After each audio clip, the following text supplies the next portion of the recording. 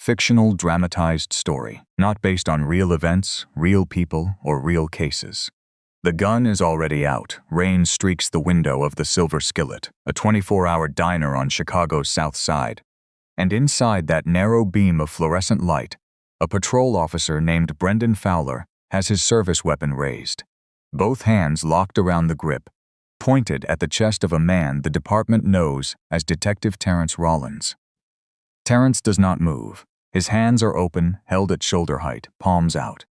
Beside him, in the same booth, Detective Jason Roberts sits just as still, his hands flat on the table where Fowler can see them. Outside the window, headlights slide past on wet asphalt. Jason's eyes flick toward the glass just long enough to catch the shape of a black Mercedes slowing at the curb, then speeding up again, taillights shrinking into the rain. In his ear, quiet enough that only he can hear it, Captain Thomas Mitchell's voice comes through the transmitter. Target is moving away. Ironclad is compromised. Jason says nothing. His jaw tightens, just slightly, and that is the only sign that 5 months of work just drove off into the dark in a German sedan. Terrence looks past the barrel of Fowler's gun and speaks in a low, even voice, the voice of a man who has already decided not to let his anger choose his next move. "You didn't interrupt breakfast," he says. "You just sent 24 stolen rifles back into this city." Fowler blinks. His arms do not lower. "What?" Terrence doesn't answer right away. Slowly, using only 2 fingers, he reaches toward his jacket. Fowler's grip tightens on the weapon. "Don't move." Terrence's hand stops in midair. 2 fingers still resting on the edge of his jacket, close enough to a loaded barrel that he can feel the moment stretch, the way seconds only stretch when a wrong twitch could end something. Beside him, Jason keeps his eyes fixed on Fowler's trigger finger, not his face, because faces lie and fingers don't. Before that credential case ever touches the table, it's worth going back. 17 minutes and 5 months before this moment. 5 months earlier, Jason Roberts and Terrence Rollins sat in a cramped office belonging to a joint task force built from the Chicago Police Department's Organized Crime Division and the FBI's Regional Field Office, looking at photographs pinned to a corkboard. All of them showed the same man, Arthur Gable. Gable ran weapons. Not street guns, not the small stuff that gets seized in a routine traffic stop, but stolen military-grade rifles, moved in bulk to buyers who paid in cash and never asked where the serial numbers went. He was careful, and he tested the people around him constantly. To get close to him, the task force needed 2 men who could disappear into a criminal identity and hold it for as long as it took. Jason became Desmond Carter, known on the street as Dez, an out-of-state buyer with a reputation for moving product quietly and paying on time. Terrence became T-Bone, his partner, a man whose size did more talking than his mouth ever needed to. FBI Special Agent Karen Vance ran point on the federal side of the case from the beginning, the one who had built the legal framework the whole operation stood on, and who now sat in the surveillance van 2 blocks from the diner, listening to every word. They built the identities slowly. Over the first 2 months, they bought a handful of smaller shipments from Gable's street-level couriers, enough to establish that Dez and T-Bone paid well and asked few questions. Those buys were useful. They gave the task force enough to arrest a courier or 2 if the whole operation collapsed, but they never touched Gable directly, and they said nothing about where he stored the larger shipments or who moved them. Only a face-to-face meeting with someone close to Gable could produce that. It cost them. Jason missed birthdays. Terrence spent so many nights in cheap motels that his wife stopped asking when he'd be home, and started just asking if he was safe. Neither of them talked about it much. It was the job, and the job was almost finished. Tonight was supposed to be the last piece. Gable's lieutenant, a wiry, watchful man named Curtis, was set to meet Dez and T-Bone at the Silver Skillet at 2:15 in the morning to hand over the details of a shipment. 24 rifles, a storage location, a delivery window, the names of the men who'd be moving it. Without that information, the task force had nothing to raid. Months of surveillance, but no address, no timeline, nothing that would survive a judge's questions. Everything came down to this meeting.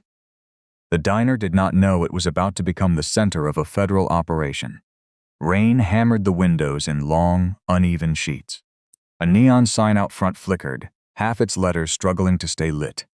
Behind the counter, a coffee pot sat burning on a hot plate, the smell of it gone slightly bitter. One other customer, a truck driver hunched over a plate of eggs near the front, sat lost in his own world, headphones in, unaware that anything unusual was happening 12 feet behind him. Jason and Terrence sat in the rear booth, close to the emergency exit, wearing small concealed transmitters that carried every word back to Mitchell and Vance in the van.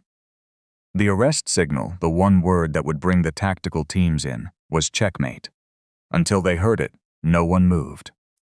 Brenda Alvarez worked the overnight shift, had worked it for longer than most of her regulars had been alive. She'd refilled their coffee twice already. Two men sitting quietly, paying their bill as they went, waiting on somebody. Nothing about that was strange to her. The bell over the door rang, and Officer Brendan Fowler walked in. He was 2 years into the job, still early enough in his career to mistake instinct for evidence, especially on a beat like this one. His field training had drilled him to look for specific, describable behavior before making a stop. Furtive movement, a hand favoring a waistband, direct evasion of a marked unit. Somewhere in 2 years of solo patrol, he had quietly swapped that standard for something looser. He had learned that officers who made contacts got noticed, and officers who walked past got forgotten, and he had started calling that instinct instead of what it actually was.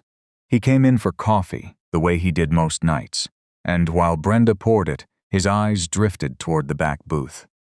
"They been in here long?" he asked, nodding toward Jason and Terrence. "Little while," Brenda said. "They're fine. Ordered food, tipped good." Fowler didn't answer. He was already cataloging the hoodies, the chains, the leather jacket, the way he'd been trained to catalog threats. Except nothing about two men drinking coffee was actually a threat. He decided it was anyway, and he carried his coffee toward the back. "You two lost?" he asked. Jason looked up, unhurried. "Just having coffee, officer. Waiting on a friend." "This time of night?" "Diner's open," Jason said. Seemed like a good time. Fowler's eyes moved between them. "You match a description we got. Couple of burglaries in the area last few weeks." "What description?" Terrence asked. Fowler paused, just half a second too long. "You fit the pattern." "That's not a description," Terrence said. "That's a guess with a badge attached to it." It wasn't a comfortable thing to say to an armed officer, but it was true, and Fowler had no answer for it beyond his hand drifting toward his belt, resting near his holster without quite touching it. "I'm gonna need to see some ID." Jason kept his voice light, buying time without giving anything away. "We haven't done anything, and the waitress will tell you the same. We're just customers." "I didn't ask the waitress, I asked you." Brenda, wiping down the counter nearby, spoke up without being asked. "Brendan, they haven't caused a bit of trouble. Nobody complained. Nobody asked for them to leave." "I'm handling this," Fowler said, not looking at her. "There's nothing to handle." He turned back to the booth. "I want you both out of here now." Jason kept his hands visible, his tone level. In his ear, Mitchell's voice cut in, tight and quiet. "Curtis is 3 minutes out. Whatever's happening, wrap it." There was no way to answer that without giving away everything 12 inches from his coffee cup. Jason tried the only tool he had left. "We'll finish up and go. No problem. I said now." "Sir, the owner hasn't asked us to leave," Terrence said. "Neither has she." He nodded toward Brenda. "You don't have grounds to trespass us." That word, grounds, seemed to land on Fowler like an insult. His voice climbed a notch. "You think you know the law better than me?" "I think we're two men drinking coffee," Jason said, "and you're the only one raising his voice." Fowler's hand moved to his radio. "Dispatch, I need backup at the Silver Skillet on Halstead. Possible burglary suspects, uncooperative." There was no burglary. There were no uncooperative suspects. There was only an officer who had decided the moment he walked through the door that two black men in hoodies did not belong in a diner at 2 in the morning, and who was now committing himself to a story that would get harder to walk back with every second that passed. Jason felt the floor shifting under the operation in real time. A patrol call meant more radios, more chatter, any of which could reach the wrong ears if Curtis or his people were monitoring scanner traffic, which men like Gable's crew often did. 2 blocks away, Mitchell heard the same call come through and made a quiet decision of his own. He radioed the responding units to stage a block out and hold, buying a few minutes before uniforms flooded a scene that was already federal business, hoping the contact would resolve itself before backup ever reached the door. It didn't. Stand up. Hands where I can see them. They already are, Jason said. Fowler's patience ran out. He reached across the table and grabbed a fistful of Jason's hoodie, yanking him half out of the booth. What happened next took less than 2 seconds. Jason's hand closed around Fowler's wrist, not with force meant to hurt, but with the practiced control that stops emotion before it becomes something worse. He held it there just long enough to say, clearly without raising his voice, "I'm going to let go of your wrist. When I do, step back. Don't touch me again." He released it. He raised both hands. Fowler stumbled back a step, breathing hard, his body camera running the whole time, the way department policy required once a call for backup went out, capturing every frame of what came next. "He assaulted me," Fowler said, loud enough for the whole diner to hear. "He grabbed me first." "He grabbed you," Brenda said flatly. "I saw it. He grabbed him first." Fowler didn't look at her. He reached for his handcuffs. It was in that exact moment, through the rain-streaked glass, that the black Mercedes slowed at the curb outside. Jason saw it before anyone else did. He recognized the shape of the car, and behind the wheel, the outline of the man he knew as Curtis, the man they had waited 5 months to sit across from. Curtis saw the diner window. He saw a uniformed officer with his hand near a weapon, standing over 2 men with their hands raised. He didn't need to see anything else. The Mercedes pulled away from the curb and disappeared into the rain. Jason watched the taillights go, and something in his chest went very still. The particular stillness of watching 5 months of work drive off down a wet street at 2 in the morning. In his ear, Mitchell's voice again. Tighter now. Target is moving away. Ironclad is compromised. Terrence heard it too. He said nothing, but his jaw worked once, the look of a man doing math he didn't want to do, the weeks away from his wife. All of it spent on a meeting that had just ended before it began. Fowler, still fixed on the 2 men in front of him, had no idea what had just happened outside his own window. He reached for the one thing that still felt solid. On your feet, both of you now. "You need to stand down," Jason said. "You've stepped into something you don't understand. I understand plenty." Terrence's voice was low, steady, but there was steel under it now. "You've interfered with an active investigation. Holster your weapon and let us explain." Fowler heard that the way he'd heard everything else that night, as a threat to his control of the room, not as information. His hand moved to his holster, and the weapon came up, leveled at Terrence's chest. "Don't move." For 1 full second, nobody in that booth breathed. Jason had spent 5 months training himself not to react to anything, and even he felt his pulse climb, because there is a difference between a suspect pointing a weapon and an officer doing it, and the second kind is no less lethal for being lawful on paper. If Terrence's hand moved wrong, if Fowler's finger tightened out of fear instead of judgment, nothing that happened afterward would matter. Terrence didn't move, except for 2 fingers, slowly reaching inside his jacket. "Easy," Jason said, to both of them, to the room, to whatever was left of the plan. Terrence drew out a slim leather case and set it on the table, open, facing Fowler. A gold shield, a photograph, a name. Detective Terrence Rollins. Chicago Organized Crime Division. Assigned to a joint federal task force. Fowler stared at it. His arms did not immediately lower, as if some part of him needed a few more seconds before his body would believe what his eyes were telling him. That's not. Jason reached slowly into his own jacket and set a second case beside the first. "Detective Jason Roberts," he said. "Same division, same task force. We've been undercover for 5 months. Working a weapons trafficking case that you just walked into the middle of." The color drained slowly from Fowler's face. Not all at once. but the way it does when a person understands something in pieces, each piece worse than the last. You don't understand, he said. I thought. The description, the burglaries. There was no description, Terrence said. You decided what we were before you asked a single real question. The front door opened, and Captain Mitchell walked in with 2 officers behind him, moving with the calm urgency of people who had been listening through an earpiece and were only now allowed to act. Officer, lower your weapon, Mitchell said, his voice firm but even. Lower it now. Fowler's arms finally dropped. The gun went down to his side, then onto the counter, and one of the officers stepped forward to secure it. You're relieved of duty pending investigation, Mitchell said. Hand over your radio and your badge. Fowler looked around the diner as if seeing it for the first time. The truck driver, frozen mid-bite, Brenda with her arms crossed, the 2 men he'd nearly arrested now standing calm in front of federal credentials. I was doing my job, he said, quiet now, almost to himself. Nobody answered him. Outside, the rain kept falling, and somewhere in the city, a black Mercedes carrying the only lead the task force had was already gone. Jason and Terrence didn't celebrate. There was nothing to celebrate. They stood near the booth while the scene was secured. Pulling the small transmitters from beneath their shirts, Terrence's hands weren't quite steady doing it. A small thing he didn't try to hide, not with the weapon that had been pointed at him, still sitting on the counter 20 feet away. 5 months, he said, mostly to the window, to the rain.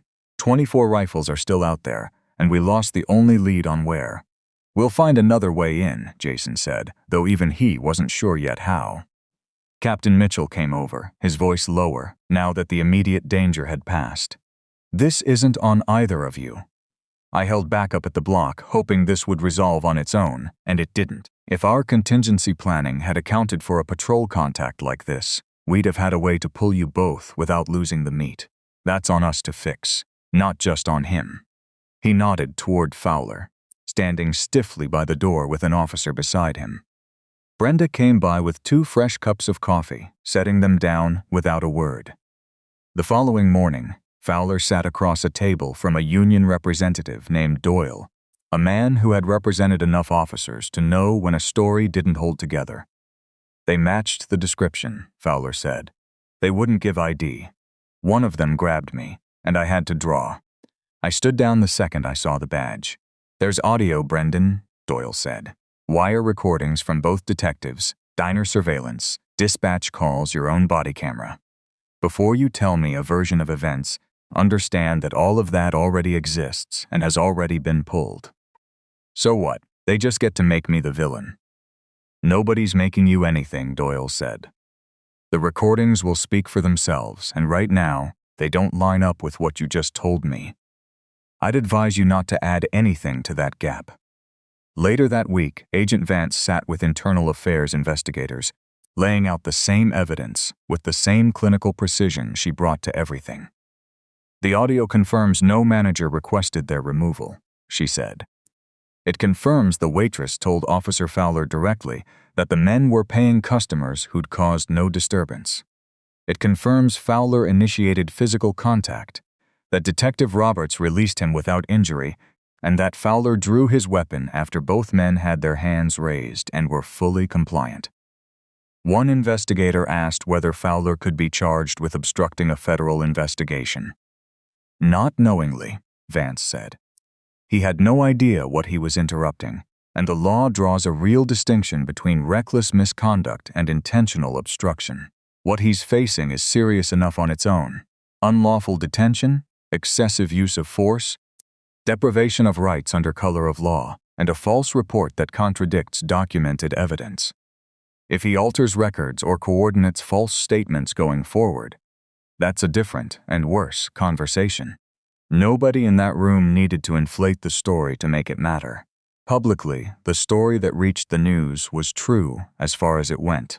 A patrol officer was under investigation for unlawfully targeting 2 black men at a South Side diner. The men were confirmed paying customers. The officer had initiated the confrontation, drawn his weapon on a man who was compliant, and been relieved of duty. What the story did not say, because it could not say was that the two men were undercover detectives in the middle of a federal weapons case. Their identities stayed sealed, folded into the larger machinery of an investigation that was, for the moment, still alive. Arthur Gable read the news the way he read everything, looking for the angle that mattered to him.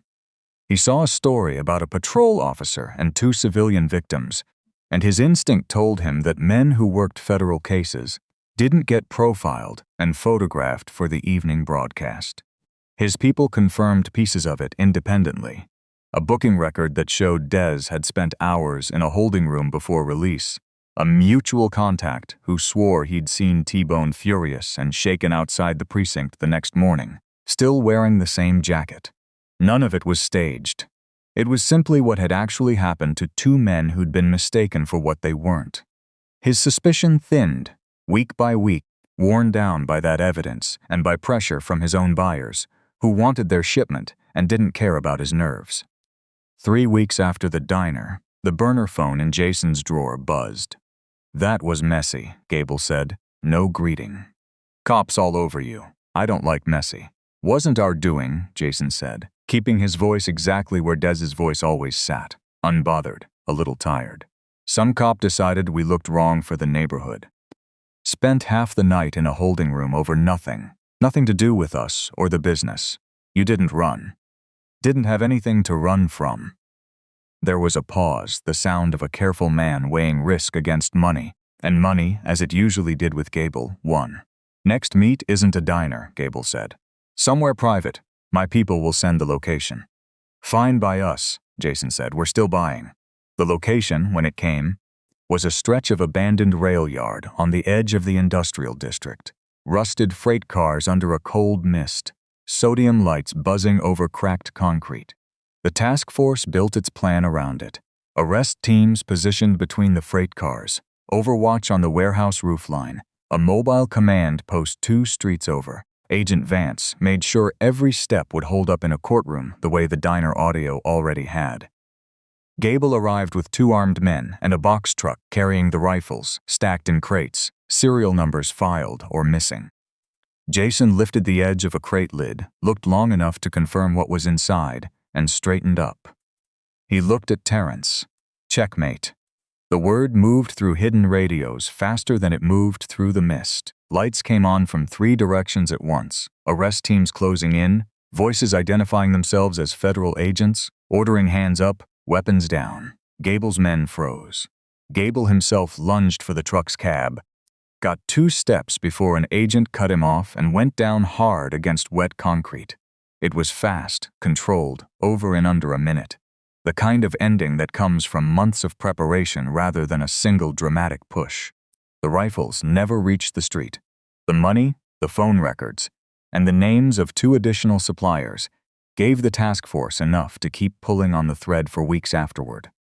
Months later, Officer Brendan Fowler stood in a courtroom, a plain room with fluorescent lights, and a judge who had heard cases like this one before.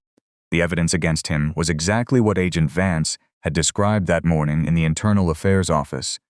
Audio, footage, a waitress's steady testimony, and his own report riddled with claims the recordings didn't support. He lost his badge and his certification.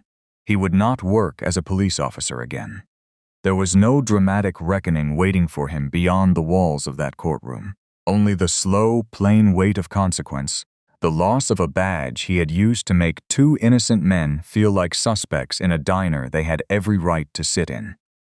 Arthur Gable and his organization faced federal charges for weapons trafficking and conspiracy, the kind of case built brick by brick over 5 months by 2 men willing to live inside a lie long enough to bring it down from the inside. On a quiet night sometime later, Jason and Terrence walked back into the Silver Skillet, dressed in nothing but themselves. No hoodies, no chains, no cover story waiting behind their eyes. Brenda looked up from behind the counter and recognized them immediately, though she didn't make a scene of it. She simply reached for the coffee pot. "You boys waiting on another friend tonight?" Jason glanced toward the back booth, the one near the emergency exit. "Not tonight," he said. Brenda poured the coffee, and the diner went on being exactly what it had always been. The only person who didn't belong there had already been asked to leave. If an early career officer invents suspicion, ignores the one employee with actual authority over the room, and escalates a lawful customer contact all the way to gunpoint, how much should inexperience really excuse? And should any contact like that, one with no complaint, no manager request, and no documented offense, trigger automatic independent review before it's allowed to go any further? Tell us what you think in the comments.